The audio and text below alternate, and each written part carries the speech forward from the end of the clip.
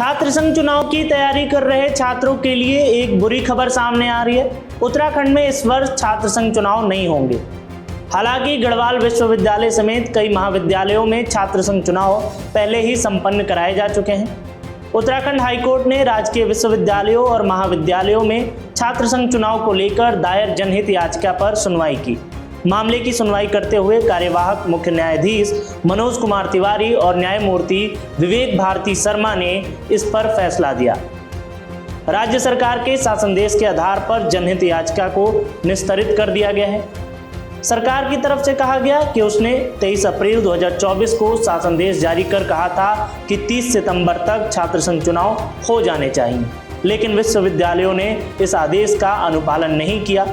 चुनाव कराने की समय सीमा अब निकल चुकी है, इसलिए अब छात्र संघ चुनाव नहीं होंगे और इसको कराना संभव भी नहीं है। इसके आधार पर कोर्ट ने जनहित याचिका को निस्तारित कर दिया है।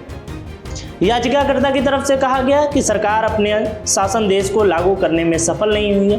तो वहीं लिंगदोह कमेटी की तरफ से एक रिपोर्ट लाई गई जिसमें कहा गया छात्र संघ चुनाव न कराना उनके लोकतांत्रिक अधिकारों का हनन है।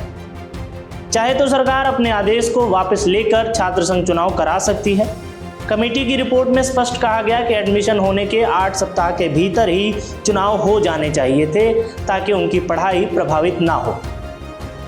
मामले के अनुसार देहरादून के निवासी सामाजिक कार्यकर्ता महिपाल सिंह ने समाचार पत्रों में 25 अक्टूबर को राजकीय विश्वविद्यालयों और महाविद्यालयों में छात्र संघ चुनाव कराए जाने की खबर का संज्ञान लेते हुए उच्च न्यायालय में जनहित याचिका दायर की थी कि राज्य सरकार ने 23 अप्रैल 2024 को एक शैक्षणिक कैलेंडर जारी किया था जिसमें कहा गया था कि 30 सितंबर 2024 तक चुनाव हो जाने चाहिए, जिसके बावजूद भी विश्वविद्यालय प्रशासन ने समय पर चुनाव नहीं कराया और अब चुनाव की जो समय अवधि है वो समाप्त हो चुकी है। इसलिए उत्तराखंड में छात्र संघ चुनाव नहीं होंगे।